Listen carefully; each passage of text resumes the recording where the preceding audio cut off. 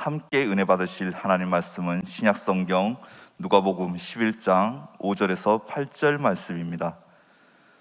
누가복음 11장 5절에서 8절 말씀, 이 말씀을 우리 다 같이 한 목소리로 합독하시겠습니다. 또 이르시되 너희 중에 누가 벗이 있는데 밤중에 그에게 가서 말하기를 벗이여 떡 세 덩이를 내게 구워달라. 내 벗이 여행 중에 내게 왔으나 내가 먹일 것이 없노라 하면 그가 안에서 대답하여 이르되 나를 괴롭게 하지 말라. 문이 이미 닫혔고 아이들이 나와 함께 침실에 누웠으니 일어나 내게 줄 수가 없노라 하겠느냐. 내가 너희에게 말하노니 비록 벗됨으로 인하여서는 일어나서 주지 아니할지라도 그 간청함을 인하여 일어나 그 요구대로 주리라. 아멘. 수요 오전 예배 가운데 여러분들 정말 이 코로나 상황 가운데서도 예배의 자리를 지키시기 위해 이 자리에 나오신 우리 모든 믿음의 식구들을 주님의 이름으로 축복합니다. 우리 옆에 계신 분들께 이렇게 한번 인사할까요? 함께 예배드려서 기쁩니다. 예, 앞뒤로도 한번 인사해 주세요. 예, 지금 뭐 거리두기이긴 하지만 그래도 너무 우리가 또 이렇게 영적인 거리두기를 하면 안 되니까 좀 믿음 안에서 이렇게 한번 눈인사라도 하시고 하면 좋을 것 같습니다. 또 이 자리에 나오시지 못했지만 또 직장에서, 가정에서 인터넷과 모바일로 예배하시는 우리 모든 믿음의 식구들 가운데도 동일한 은혜가 함께하기를 축복합니다.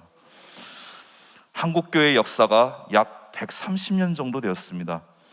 130년이란 짧은 역사 가운데 정말 세계 교회가 주목할 정도로 한국교회는 놀라운 부흥을 이뤘습니다.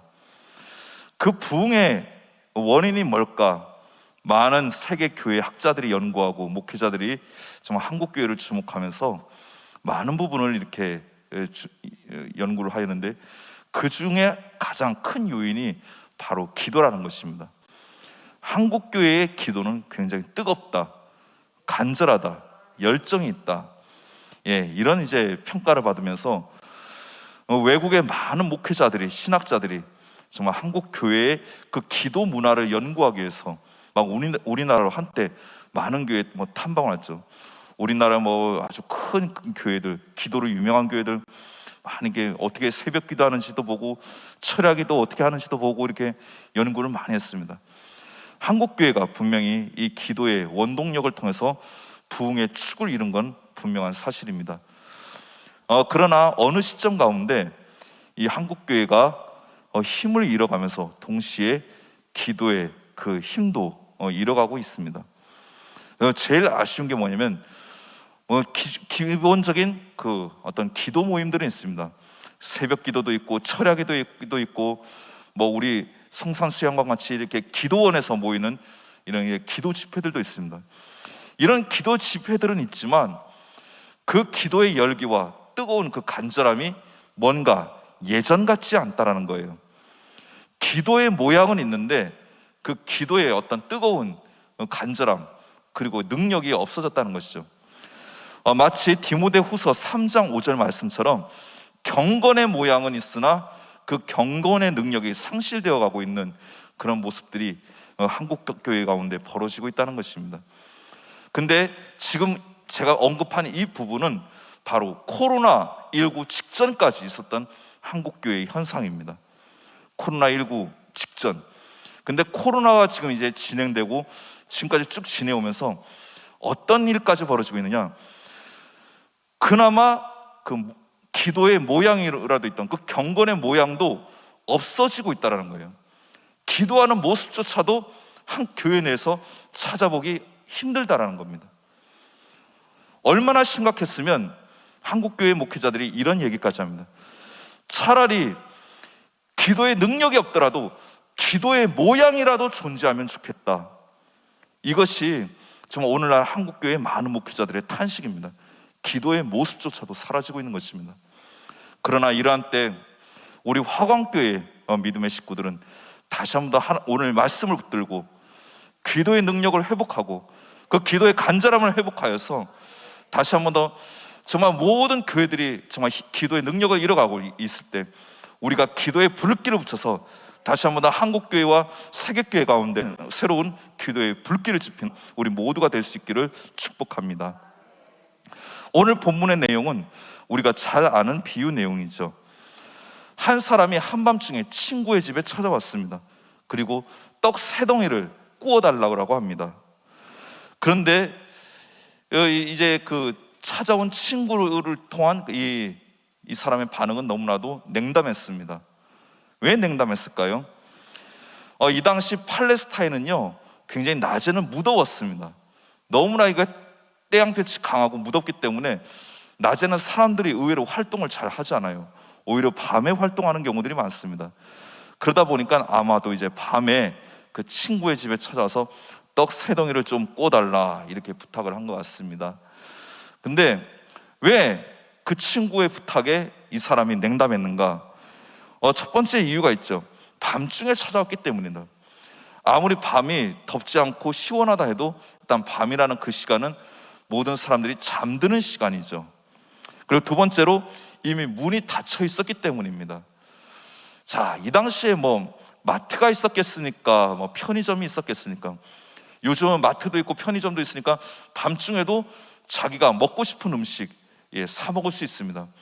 또 야간에도 그 배달 서비스가 너무나 잘 돼 있으니까 밤에도 야식이 궁금하면 얼마든지 전화 주문해서 인터넷 주문해서 음식을 시켜 먹을 수 있는 것이 오늘날의 현실인데 이 당시는 그렇지 않았다라는 거죠. 근데 세 번째로 아이들이 함께 침상에 누워 있습니다. 이제 식구들이 다 이제 잠자리로 들어가려고 하는데 갑자기 불쑥 나타나서 떡을 구워달라고 하니 얼마나 이게 황당한 노릇입니까?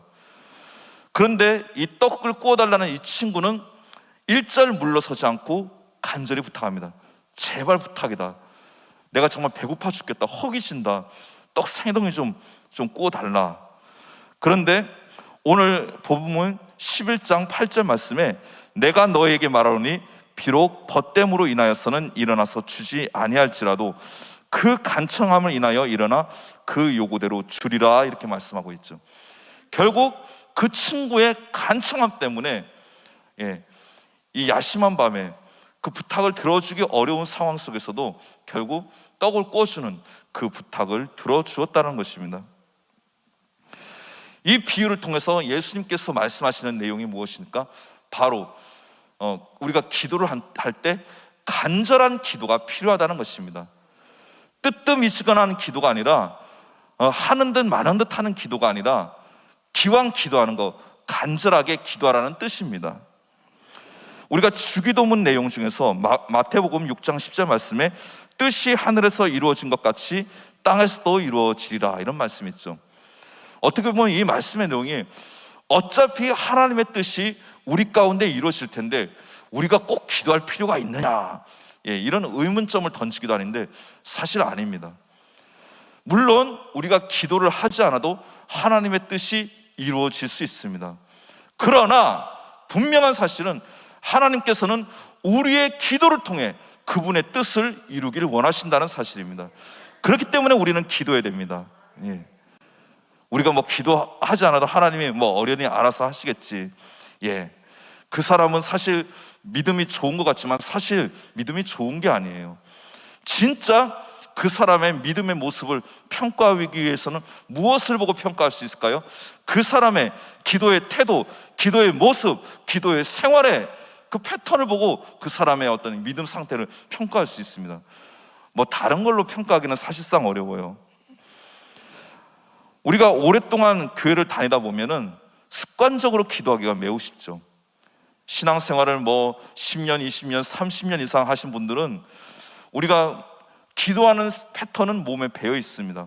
이렇게 예배에 잘 참석하시고 봉사하시고 이런 패턴들은 몸에 배어 있지만 어느 순간 그 기도가 형식주의로 접어들기가 매우 쉽습니다. 그 형식주의에 빠지게 되면 어떻게 되죠? 아까 제가 말씀드린 대로 간절함이 없어지는 거죠. 한국교회가 왜 간절함이 없어졌습니까? 한참 뜨겁고 그 간절함이 뜨거운 기도가 불타오를 때는 우리나라가 역사적으로 굉장히 어려운 때였습니다. 막 6.25를 지나가고 먹고 살기 힘들고 정말 그 가운데서 사람들이 무엇을 의지할 수 있었겠습니까? 온전히 하나님밖에 의지할 수밖에 없었기 때문에 나의 힘으로는 도저히 이 세상을 살아갈 힘과 능력이 없습니다. 하나님만 의지합니다. 하나님 도와주십시오. 그렇기 때문에 옛날에 그 할아버지 할머니 세대들은 얼마나 그 기도가 뜨거웠나요? 근데 이제 한국이 어느 정도 이제 먹고 살 만한 위치가 되고 그나마 이제 세계적으로 어느 정도의 그 위치에 들어서니까 이 기도조차도 예전 같지가 않은 거죠. 근데 사실 이 기도라는 게 쉽지 않습니다. 왜죠? 기도는 노동이기 때문입니다. 수많은 세계 기독교 역사를 보면은 기도를 노동이라고 표현한 단어들이 굉장히 많아요. 그리고 여러분들 저기 강원도 태백 쪽에 있는 그 예수원이라는 어떤 그 경건 생활하는 그 데가 있어요. 예수원. 그 예수원을 설립하신 개천덕 신부님께서도 어떤 말씀하셨냐면 기도가 노동이요, 노동이 기도이다, 이런 표현을 했어요. 왜 기도를 노동이라고 표현했을까요? 그만큼 많은 에너지가 소비되기 때문입니다. 그렇기 때문에 기도가 결코 쉬운 게 아니에요. 그리고 또 기도를 쉽게 생각해서는 안 됩니다. 기도는 어려운 것입니다. 왜입니까? 그 기도를 하는 동안 우리가 수많은 영적인 전쟁이 치러져요. 하나님과 교제를 하려고 하는데 사단 마귀가 가만히 있지 않습니다. 여러 가지 방법으로 방해를 합니다. 딴 생각나게 해서 방해하고, 그리고 기도에 집중하지 못하도록 여러 가지 이상한 상황들을 만들어서 방해하고, 사단이 가만두지 않기 때문에 기도가 힘든 거예요. 그리고 기도를 하는 동안에도 정말 하나님께 정말 그 교통하는 동안 얼마나 많은 그 에너지가 소비가 됩니까? 여러분, 심지어 하나님의 아들이셨던 예수님도 기도를 쉽게 하시지 않았습니다. 그 증거가 나와 있잖아요. 겟세마네 동산에서 이제 십자가를 지시기 전 기도하실 때 예수님의 기도의 모습이 어땠나요? 마치 땀방울이 핏방울로 변할 정도로 그렇게 간절히 기도하셨어요. 신의 아들이었던 예수님께서 이렇게 힘들게 기도하셨는데, 하물며 하찮으니 우리가 기도를 쉽게 한다는 게 그 말이 되겠습니까? 예. 그리고 그런 기도가 무슨 능력이 있겠습니까? 사무엘상 2장 말씀을 보면 한나의 기도가 나옵니다. 한나는 정말 간절한 기도를 했던 여인 중에 한 명이었죠. 얼마나 성전에서 간절히 기도했으면은 그 엘리 제사장이 봤을 때 술 취한 것처럼 보인다라고 얘기했을까요? 사실 한나가 문제가 아니라 엘리 제사장이 문제인 것입니다. 이 당시에 이스라엘의 영적인 상황은 굉장히 타락된 상태였습니다. 어느 정도로 타락했죠? 바로 영적 지도자인 제사장들부터 타락해 있었기 때문에 영적으로 그 당시 이스라엘 상황은 굉장히 어두운 시대였습니다. 자, 그 대제사장 엘리는 그 한나의 기도를 술 취한 것처럼 볼 정도로 그게 영성이 어두웠던 사람이고, 그 엘리 제사장의 두 아들도 제사장이었잖아요. 홈리와 비누아스, 완전히 망나니 중에 망나니였죠. 성전에 있는 하나님께 드려야 될 제사들의 고기를 마음대로 탈취하고, 또 성전에서 일하는 여인들을 마음대로 막 범하고, 얼마나 영적으로 어두운 시대였습니까? 가끔씩 여러분들 매스컴 보면서 어떤 주의 종들 가운데 윤리적으로 하지 말아야 될 그런 내용들이 보도가 될 때 깜짝깜짝 놀라시잖아요. 근데 이 당시에도 마찬가지였어요. 이 당시에도 영적 지도자들의 그런 타락한 모습들이 변함없이 존재하고 있었다는 것입니다. 그 가운데서 한나가 했던 것이 무엇입니까? 그런 제사장들이나 그런 사람들의 모습을 보고 막 정죄하고 막 그런 게 판단한 것이 아니라 오히려 간절히 기도를 했다는 것입니다. 처음에는 자신이 자녀가 없는 것 때문에 간절히 기도를 했습니다. 그렇게 간절히 기도를 하다가 어느 순간 그 한나가 하나님의 마음을 깨닫게 된 거죠. 한나야, 너 자식 없는 거 정말 힘들지? 답답하지? 나도 힘들어. 왜 힘드냐고? 이 시대에 내가 찾는 그 한 사람이 없기 때문에 나도 힘들어, 답답해. 그 하나님의 마음을 한나가 깨닫게 된 거죠. 그래서 어렵사리 낳게 된 사무엘을 자기가 애지중지하면서 키울 수도 있었는데, 그 사무엘을 어떻게 합니까? 하나님께 바칩니다. 하나님의 일꾼으로 드려요. 왜 이게 가능했을까요? 한나가 처음에는 자식이 없다고 애통하는 마음으로 기도했지만 그 애통하는 기도 가운데 하나님의 깊은 마음을 깨닫게 된 거예요. 우리도 사실 이 정도 단계까지 가야 됩니다. 여러분들 기도하실 때 자녀 문제, 가정 문제, 물질 문제, 여러 가지 문제 놓고 기도를 하시잖아요. 그런 문제로 처음에는 기도를 시작하시더라도 결국에는 그 기도 가운데 하나님의 깊은 뜻을 깨닫는 그런 영적인 깊은 단계까지 가셔야 돼요. 그래서 여러분들 기도가 지치지 않습니다. 기도 가운데 더 깊은 그 기도의 맛을 알 수 있는 것입니다. 여러분들 기도하시다가 상황이 좋아지기는커녕 다 악화되는 경우가 얼마나 많이 있습니까? 내가 건강이 안 좋아서 막 기도를 했는데 건강이 더 안 좋아져요. 내가 지금 사업이 안 좋아서 기도를 했는데 사업의 상황들이 더 안 좋아져요. 내가 자녀들을 문제 놓고 기도하고 있는데 오히려 자녀들의 상태가 더 안 좋아져요. 기도를 하면 할수록 상황이 더 좋아져야 되는데 안 좋아지는 경우들이 얼마나 많이 있습니까? 근데 그것 때문에 중도의 기도를 포기하는 사람들이 있는데 그것만큼 어리석은 게 없습니다. 여러분들 성경을 보면요, 기도를 하고 있음에도 불구하고 상황이 안 좋아진 사례들은 많이 있습니다. 대표적인 사례가 뭘까요? 바로 다니엘이죠. 다니엘은 하루에 3번씩 창문을 열고 자신의 고향 땅을 향해 기도를 했습니다. 그렇게 정말 포로 생활을 하면서 그렇게 기도를 하고 있다면 다니엘의 상황이 더 좋아져야 되잖아요. 근데 다니엘을 죽이려고 하는 무리들이 오히려 다니엘의 기도하는 그 모습을 꼬투리를 잡아 결국에는 어느 지경까지 쳐넣죠? 사자굴에 쳐넣는 그 단계까지 이르게 합니다. 기도를 하면 할수록 상황이 더 좋아져야 되는데 더 안 좋아졌단 말이에요. 여러분들 근데 그게 이상한 게 아니고 그것 또한 하나님의 방법인 줄 믿습니다. 사자굴에 들어갔다는 것은 무엇을 의미합니까? 이제 죽음을 의미하는 거죠. 모든 것이 끝났음을 의미합니다. 그런데 하나님의 방법은 그게 끝이 아니었습니다. 그 가운데 새로운 역전이 있었습니다.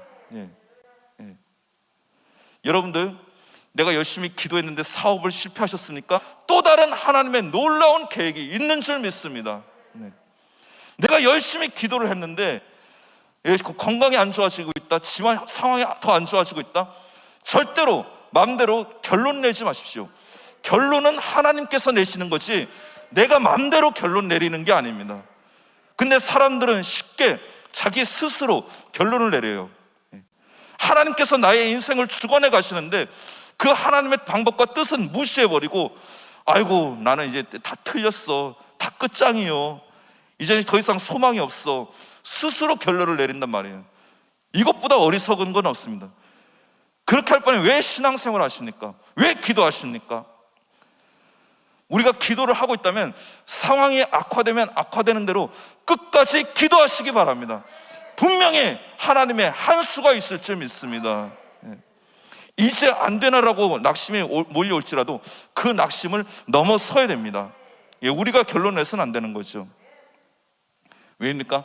하나님께서는 우리에게 가장 좋은 것을 주시길 원하시는 거예요. 지금 여기에 여러분들 많은 기도 제목들이 들어가 있습니다. 이 기도 제목대로 분명히 응답되시는 분들도 계시고 응답이 안 되시는 분들도 있을 것입니다. 근데 응답이 안 됐다고 응답이 안 되는 게 아니라 하나님의 방법대로 응답되는 거예요. 하나님은 절대 우리의 기도를 그냥 한쪽 귀로 듣고 한쪽 귀로 흘리시는 분이 아니에요. 기도 한 가지 한 가지 조목조목 다 듣고 그래 알았어, 근데 나는 이것보다 네가 구하는 것보다 너에게 더 좋은 것을 주길 원해. 하나님께서는 그런 분이세요. 인격적인 분이세요. 절대로 고리타분하신 분이 아니세요. 그런 믿음을 가지셔야 여러분들 기도해도 결코 지치지 않습니다. 자, 오늘 이 비유의 내용은 친구와 친구의 관계였죠. 그렇죠? 친구와 친구의 관계에서도 어떻게 했죠? 결국 친구가 그 떡을 꾸는 그 친구의 부탁을 결국에는 간청하니까 들어주잖아요. 근데 하나님과 우리의 관계는 무엇입니까? 바로 아버지와 자녀의 관계와 거의 같죠. 여러분들 솔직히 따져봅시다. 친구와 친구와의 관계가 더 가까울까요? 아니면 아버지와 자녀의 관계가 더 가까울까요? 그렇죠. 예. 아버지 아무래도 내 몸으로 난 자식과 그 부모의 관계가 더 가까울 수밖에 없습니다. 그런 아버지께서 하물며 우리의 기도를 안 들어주시겠습니까? 누가복음 11장 13절 말씀에 너희가 악할지라도 좋은 것을 자식에게 줄 줄 알거든 하물며 너희 하늘 아버지께서 구하는 자에게 성령을 주시지 않겠느냐, 이렇게 말씀하지 않은 겁니까? 우리에게 항상 더 좋은 것을 주시길 원하시는 분이 바로 주님이십니다. 예. 아까도 제가 말씀드렸지만 우리가 구하는 대로 다 응답되는 것은 아닙니다. 오히려 구하는 대로 다 응답되는 건 그건 위험할 수도 있어요. 예. 한번 생각을 해보세요. 이제 내 어린 아들이 막 칼싸움을 하다가 이 장난감 칼은 얘 시시하네, 아빠 진짜 그 부엌에 있는 그 칼 좀 줘봐, 그걸로 칼싸움 놀이 하게. 예, 그럴 때 그 부엌 칼을 덥석 쥐어줄 부모가 어디 있겠습니까? 만약 그런 부모가 있다면 제정신이 아니죠. 예. 우리가 구하는 기도 중에서 반드시 그런 내용의 기도도 있을 거예요. 하나님 입장에서 생각했을 때 분명히 그런 기도가 있을 거예요. 아니면 하나님께서 우리에게 더 좋은 걸 주시길 원하시는 것도 있어요. 하나님께서는 우리 손에다가 금덩어리를 쥐어주길 원하시는데 자꾸 우리가 그 금덩어리는 싣고 나는 이 빵 조각만 있으면 돼, 이 빵 조각 좀 줘. 근데 부모의 마음은 어떨까요?